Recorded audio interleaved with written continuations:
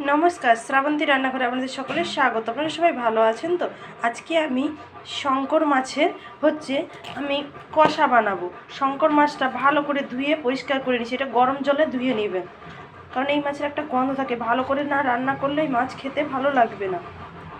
এবার এখানে আমি লবণ, কাঁচা সরষের তেল আর হলুদ দিয়ে মাছটা আমি ভালো করে মাখিয়ে নেব। মাছটা ভালো করে সরষের তেল, হলুদ, লবণ দিয়ে ভালো করে মাখিয়ে নিচ্ছি। এই মাছটাকে আমার শ্বশুরবাড়ির এই পাশের লোকরা শাপলা মাছ বলে, আর মানে মানে মানুষজনরা বলে, আর আমার বাবার বাড়ির ওইদিকে সবাই শঙ্কর মাছ। আসলে এই মাছটার নামই শঙ্কর মাছ। খুব ভালোভাবে মাছটা মাখিয়ে নিচ্ছি। কড়াতে ভালো করে সরষের তেল গরম করে এবার মাছগুলো দিয়ে দিচ্ছি। মাছগুলো সব একসাথে দিয়ে দিচ্ছি, ভালো করে লাল করে ভেজে নেবো মাছগুলো এক সাইড হলে আর এক সাইড এরকম আস্তে আস্তে করে সব মানে নৌটিয়ে দেবে বা উল্টিয়ে দেবে।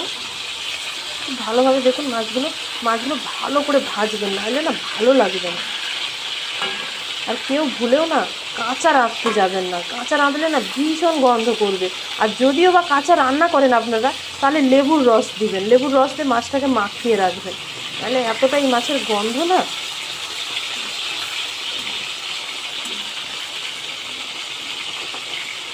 একসাথে অনেকগুলো মাছ দিয়ে দিয়েছি না, আর এর কাঁটাটা এত নরম, মানে সবই খুব সুন্দরভাবে খাওয়া হয়ে যাবে।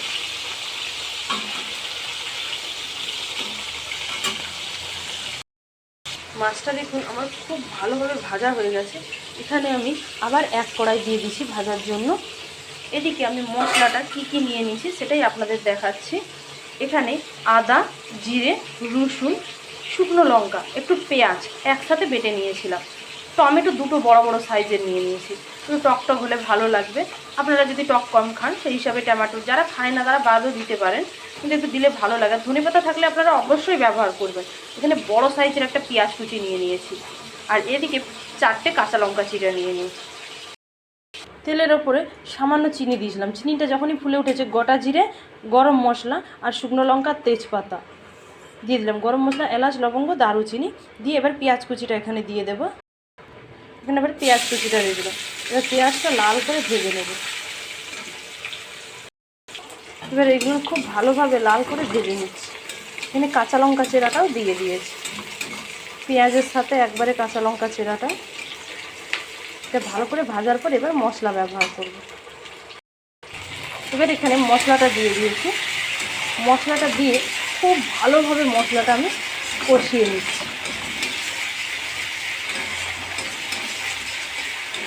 আপনারা কী করবেন জানেন, মশলাটা আপনারা চেষ্টা করবেন শিলে বেটে দেওয়ার, তাহলে খেতে আরও টেস্ট হবে। এবার এখানে টমেটোটা দিয়ে দিলাম, দিয়ে লবণ এখানে দেবো, লবণ আর হলুদ। এখানে এবার হলুদ, লবণ আর টমেটো দিয়ে দিলাম, আর একটু মশলাটা একটু সামান্য জলও দিয়ে দিয়েছি। দিয়ে এই মশলাটাকে এবার ভালোভাবে কষাবো। যত ভালোভাবে আপনারা কষাবে ততই কিন্তু খেতে এটা সুন্দর হবে।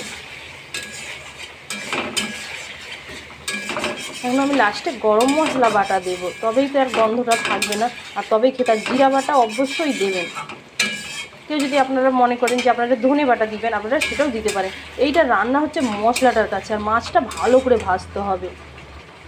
আর মশলা যত ভালোভাবে কষবে তত কিন্তু এটা খেতে খুবই ভালো হবে। আর এটা কষা কষা হবে, এতে কিন্তু বেশি জল যাবে না।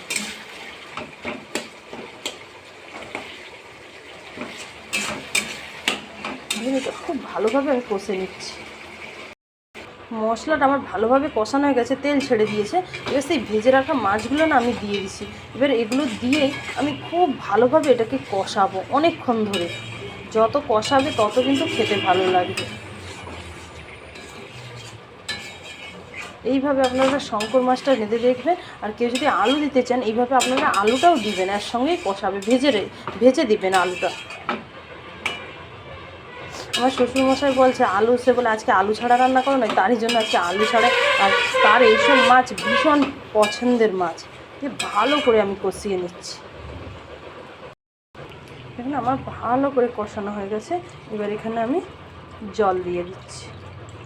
এখানে কিন্তু গরম জল ব্যবহার করবে, ঠান্ডা জল ব্যবহার করবে না।